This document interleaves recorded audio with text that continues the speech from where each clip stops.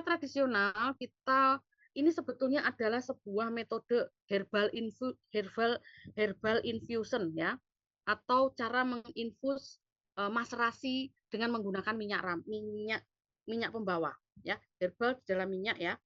Jadi pakai minyak rambut di sini. Bahan dasarnya adalah VCO, kemudian untuk tanaman yang berkhasiat lainnya itu bisa pakai tergantung ya, ada urang-aring, ada daun waru, daun sepatu seperti itu ya. Jadi ini memang apa namanya khasiat yang sering dipakai oleh zaman nenek moyang kita dulu. Kalau zaman dulu nenek saya pakai daun mangkokan atau daun cem-ceman itu ya, diiris-iris kemudian dimasukkan ke dalam minyak, ditunggu sampai 2 minggu baru bisa dipakai, 2 minggu atau sebulan ya, sampai efeknya keluar, minyaknya berwarna agak kehijauan ya. Caranya ada cara dingin dan cara panas ya. Kalau VCO kalian sudah pernah bikin ya di Farmakok ya. Nanti boleh bikin yang cara panas atau cara dingin juga bisa, atau kalau mau beli juga bisa. Setelah itu kita iris dengan campuran herbal tadi ya. Untuk mengurangi bau yang kurang sedap, biasanya bau minyak kelapa itu bau ya, bau minyak kelapa gitu ya. Ada yang kurang sukanya. Bisa ditambah dengan bunga kenanga saat memasak. Dengan bunga kenanga itu akan mengurangi bau yang kurang sedap. Ya, bisa bunga yang lain, tapi yang lebih bagus kemarin bunga kenanga. Ini hasil optimasi saya dengan mahasiswa Batra.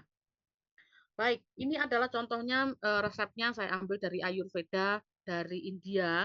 Kenapa India dan Indonesia itu memiliki kedekatan di zaman nenek moyang kita, jadi resep-resep kita banyak yang terinfluence oleh India. Hanya beberapa tanaman yang India nggak punya, tapi Indonesia punya. Salah satunya temulawak ya. Temulawak itu hanya ada di Jawa, India nggak punya. Baik, ini adalah contoh resepnya kalau kita pakai bunga sepatu ya. Minyak kelapa murni 1 gelas, kemudian daun dan bunganya kembang sepatu itu masing-masing 8 lembar ya.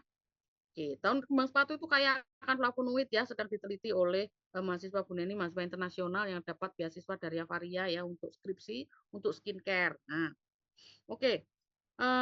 Masukkan minyak kelapa ke dalam panci seperti biasa ya, di sospen atau mungkin di wajan gitu ya, dan dipanaskan dengan api sedang sampai layu, jangan sampai kering ya.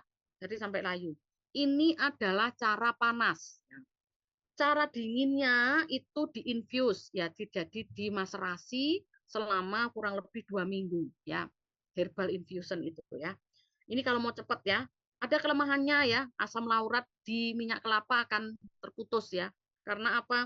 Pemanasan itu memutus rantai panjangnya itu ya. Jadi nggak akan dapat efeknya yang asam laurat. Asam laurat ini bagus sekali efeknya ya untuk kesehatan kulit ya. Nah, ini kandungan dari kembang sepatu adalah seperti flavonoid, saponin, triterpenoid dan lain-lain yang bisa bagus untuk pertumbuhan rambut dengan memperkuat dinding kapiler pembuluh darah kecil yang menyuplai folikel rambut, yaitu meningkatkan sirkulasi darah ya sebagai kondisioner dan juga mencegah uban ya, serta sebagai pewarna alami ya. Jadi kalau menggunakan ini uban akan jauh berkurang ya. Oke. Nah, ini ada beberapa ramuan. Kalian boleh menggunakan atau punya resep sendiri ya. Ini adalah versi lengkap, versi jangkep ya. Ada temu giring, mawar, kenanga, daun kemuning, ada masoyi. Tapi tidak semua bahan ini mudah dicari ya. Contoh masoyi itu sudah jarang ya. Ini bahan basahnya. Nah, kalau kalian ingin bikin dari basah, jadi bahannya segar ya, seperti gambar ini ya, betul-betul ini ya, mawar melati, kemudian ada temu giring dan lain-lain, daun kemuning ya, ini ditumbuk bersamaan. Jadi berasnya dulu ditumbuk, kemudian temu giring dan baru kemudian yang lain. Kelemahannya ini mudah berjamur ya, karena tidak awet.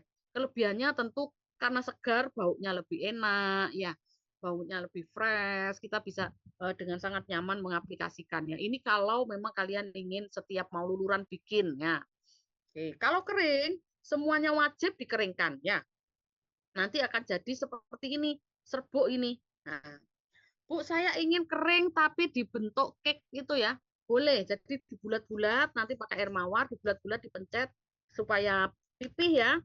tujuannya supaya pas pengeringannya mudah ya, yang atas kering, dalam juga kering ya. Jadi tinggal dipakai nanti kalau ingin luluran ya. Ini boleh serbuk gini atau dibuat cake. Kalau dibuat cake bisa di oven untuk mengeringkannya ya. Oke. Ini resep yang sudah dicoba sendiri nih. Baik, ini manfaatnya jelas sekali ya, mengangkat sel kulit mati, menghaluskan, memiliki efek antioksidan dari tepung beras dan temu giwe. Ya, saya ada penelitiannya mengenai manfaat beras ya, tapi mungkin belum masuk di PPT ini. Kemudian kalau Anda bikin bedak dingin lagi-lagi ini adalah hilang lagi suara saya ya. Oh, udah ya, enggak ya.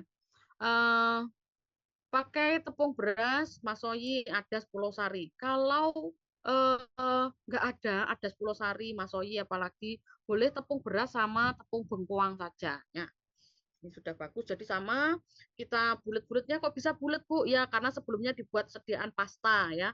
Pasta itu ya seperti lembek gitu, kemudian kita bulat-bulat seperti ini dan dijemur. Pada waktu penjemuran supaya bagus bisa dicampur dengan kelopak bunga mawar. Ditambahkan itu ditumpang nih gitu ya. Nggak perlu harus diikut ditumbuk ya. Atau melati atau irisan pandan. Nah, ini akan memberikan bau yang segar ya selain tentu saja minyak atsirinya bagus ya. Bunga mawar itu sangat terkenal untuk menjaga kecantikan kulit ya. Zaman Cleopatra dulu mandinya pakai susu sama pakai mawar. Nah, itu berarti memang tujuannya untuk menjaga kesehatan kulit ya. Oke. Ini cara membuatnya gampang sekali ya. Setelah kalau dari kering semuanya tinggal ditimbang dan dibulat-bulatkan ya.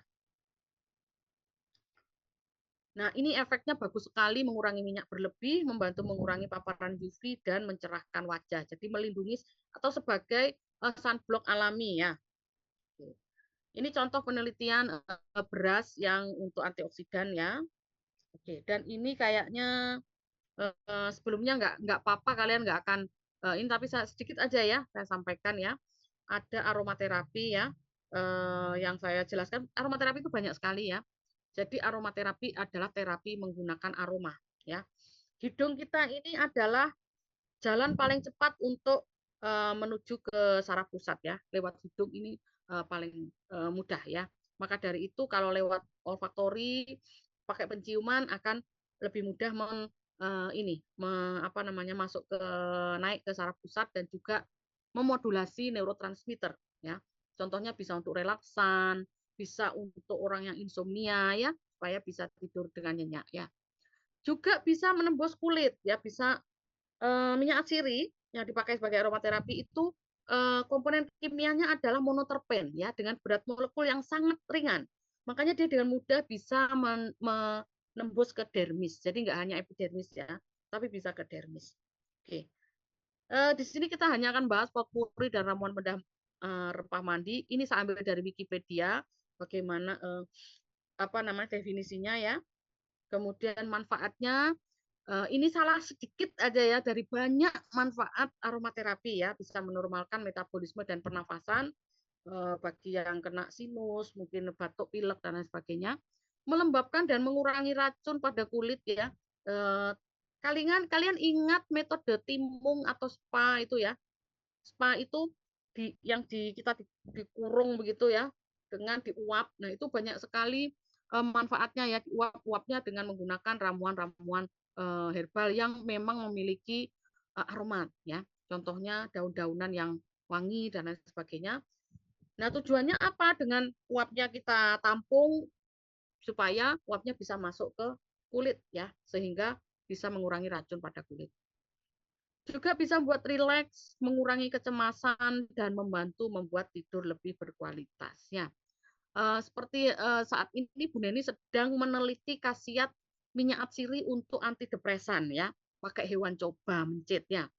Dan hasilnya sebetulnya belum kami hitung secara statistik, tetapi behavioral mencitnya yang pakai minyak atsiri itu jauh lebih rileks, dia jauh lebih gemuk lah ya, artinya makannya menjadi banyak ya, dia rileks sekali, tidak ketakutan dan lain-lain karena mencitnya itu sebelumnya sudah kami induksi dengan stres. Nah, jadi ternyata penggunaan essential oil ini terbukti untuk bisa merelekskan, anti kecemasan dan lain sebagainya ya. Jadi penelitian Bu Neni ini belum dipublikasikan, ini banyak dibantu mahasiswa ya. Ada yang angkatan kalian saya lupa siapa ya, Esther kayaknya ya. Yang lain anak 2024 ya.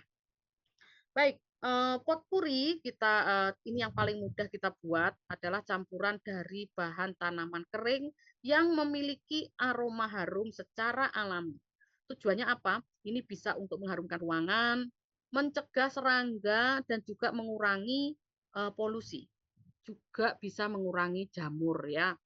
Kalian ingat ya dulu waktu COVID itu sampai Kementan bikin kalung eukaliptus ya itu karena memang sebagian besar minyak atsiri itu bagus untuk antivirus dan apa namanya antivirus dan juga untuk antibakteri. Skripsinya Bu Neni antibakteri dari minyak atsiri. Sekarang melanjutkan kembali meneliti minyak atsirinya. Bisa dibuat seperti ini, ya, mengusir serangga. Dibuat di mangkok seperti ini. Ini biasanya seger ya. Atau bisa juga dikemas di pot kecil yang ada pori-porinya supaya harumnya keluarnya. Jadi ini prinsipnya mirip dengan pengharum ruangan, tapi ini bahannya alami ya. Untuk menguatkan aromanya bisa ditambahkan essential oil ya. Essential oilnya yang asli ya, supaya ada efek terapeutik. Jadi nggak hanya wangi ya. Efek terapeutiknya apa? Bisa untuk anti jamur. Jadi sudah menangkap ini ya eh, jamur yang mungkin berkeliling kita di udara kita itu kita nggak tahu ya kan ada banyak sekali partikel-partikel yang mungkin juga mengandung spora-spora jamur ya. Mengusir serangga, serangga nggak suka bau ini. Kalau ingin mengusir nyamuk juga diberi yang anti nyamuk seperti sereh ya, irisan sereh, rosemary begitu ya. Bahan-bahan yang bisa ditambahkan bunga itu pasti ya banyak sekali bunga, bunga mawar, melati, cengkeh dan lain-lain. Daun daun yang memang aromatis ya seperti daun pandan, daun jeruk seperti itu ya. Akar juga ada akar wangi, vetiver ya. Kemudian batang, kulit batang, kayu manis, batangnya juga bisa ya, batang-batang masoyi itu wangi sekali ya. Buah juga ada, jeruk nipis, lemon diiris kecil kemudian dikeringkan. Kabar baiknya di lab kita punya food dehydrator ya. Jadi nggak hanya oven, kita bisa mengeringkan lemon dan jeruk nipis di sana dengan hasil yang sangat baik ya. Karena yang dikeringkan adalah airnya, bukan kalau oven kan diberi panas tuh bisa merusak bahan aktifnya kalau terlalu panas ya. Buah adas, buah pinus ya. Bisa juga ditambahkan minyak esensial untuk menguatkan aroma ya. Pakai minyak pinus, minyak lemon, minyak serai yang bagus untuk kesehatan.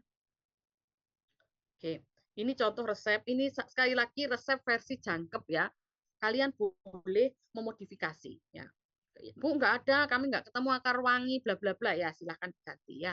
Jadi semuanya kita keringkan ya, termasuk lemon diiris tipis ya dan kita campur kemudian silahkan mau dipakai di pot kecil-kecil untuk dekoratif bisa.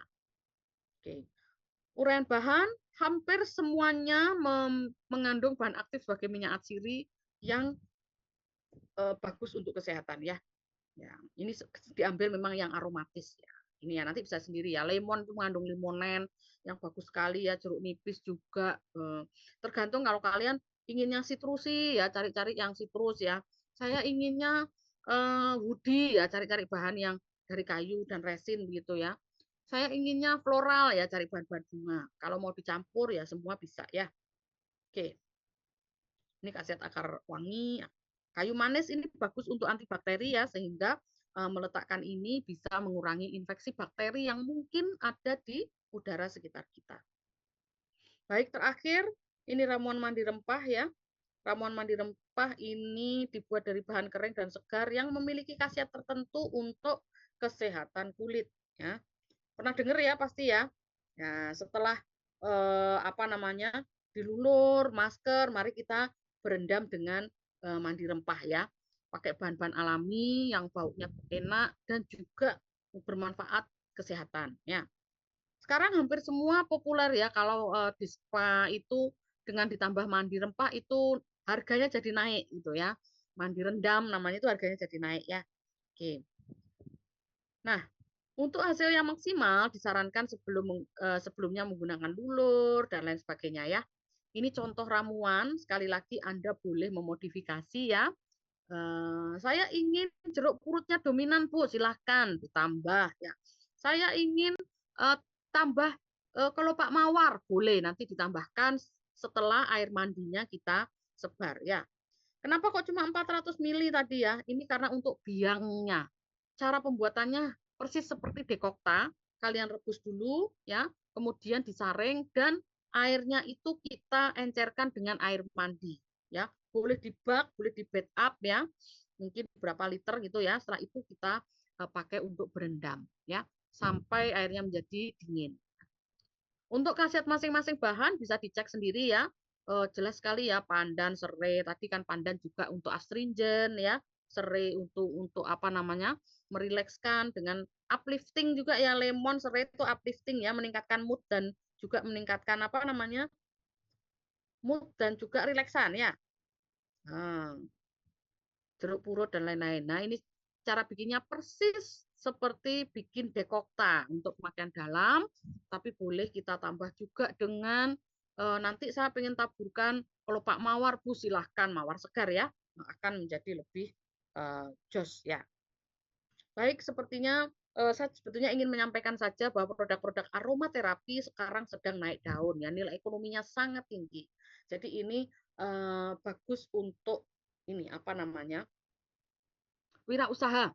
Ya, kemarin ditawarkan AJ, Air Langga Youth Entrepreneur ya. Kalau mau buat ramuan potpuri, mandi rempah, silahkan. Ini izinnya tidak susah ya, karena rajangan ya, bukan berbentuk kayak skincare itu harus BPOM ya. Jadi silahkan bikin yang bagus, yang kualitasnya bagus bisa untuk wirausaha. Oke, oke baik. Terima kasih. Sekarang kita mulai dengan absen ya. Oke. Eh, ini kenapa saya percepat ya, karena ini memang bulan puasa ya, ada pengurangan juga ya. Jadi nanti di PPT-nya akan saya tambah, kalian bisa belajar sendiri ya. Oke. Baik, kita mulai dengan apa namanya?